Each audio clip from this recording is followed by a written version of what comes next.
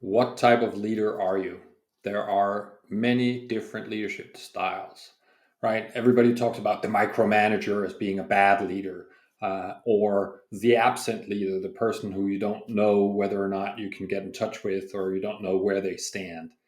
And so, between those two extremes, if you will, there's probably a leadership style that both suits you and suits the organization that you're running. Um, so when I talk to founders and CEOs who feel like they've gotten a little bit off the path of the kind of leader that they want to be, I start with asking them a very simple question, which is also a very big question, which is, who are you?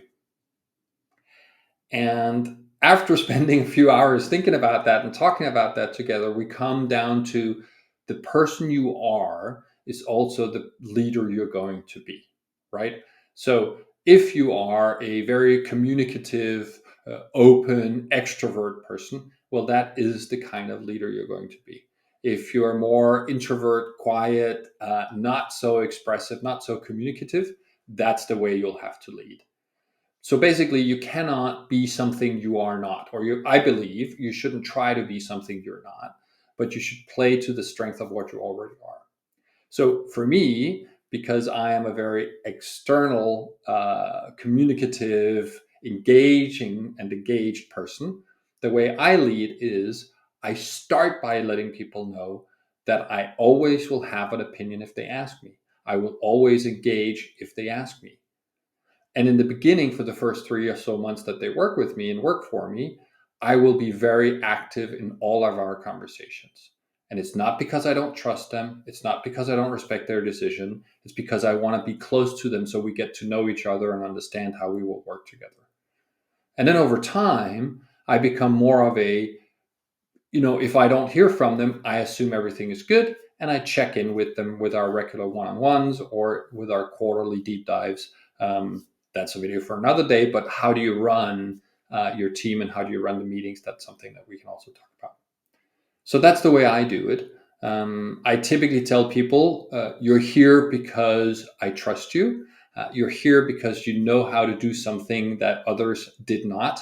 So we needed that capability. Now go do that thing, trust your experience. If in doubt, you can always come and ask me. You can always discuss it with me, but I implicitly trust your decisions. This is another thing that some leaders struggle with because when they have new people on their team, they're afraid they're going to make huge mistakes.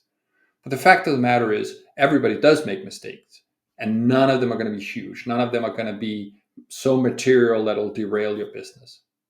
So the trick becomes to let people make decisions. When they've made a decision that's been executed that you disagree with, have a conversation about that. Ask them what was the logic that led to that. How did they arrive at that conclusion? Why did they want to do it this way? And once you've understood the background, talk to them saying, well, had I been in your shoes, I would have done this, this, and this. And then you guys can compare and contrast and say, okay, well, maybe next time we'll do it a third way. That's the way to kind of course correct when people quote unquote make mistakes or do things in other ways that you would have ideally liked them to do. So on the other side, we have the more absent leader, right? So he or she is the person who kind of leans back and just lets people do their thing and is not really engaging with them. That's never good, because people tend to want to have or tend to know that they have a boss that they can go to whenever there's an issue, whether it's a personal issue or a professional issue.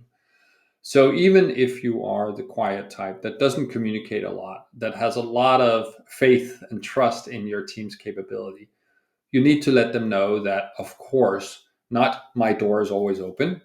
Please, let's get rid of that saying, but that you're available emotionally and physically if they need it, right? So even though you're quiet, even though you're doing your own thing, or even though you're busy in other parts of the business, there's always a way for them to get in touch with you, and you will always respond and react to what they're coming to you with. If they know this, most people are okay running along. Of course, married with a regular fixed check-in, I recommend one-on-ones weekly or bi-weekly. They don't have to be long, they can be structured, so it's fairly quick to execute. And then a quarterly deep dive where you really talk about how are you doing in the business, colleague, direct report, what are some of the things that we want to work on for the next quarter. So those were some ideas and thoughts about leadership styles. I hope you found it helpful. As always, if you want me to talk about anything else, you can leave a comment down below or to the side or wherever you see this, or shoot me a note and I'd be happy to record it for you. Thank you.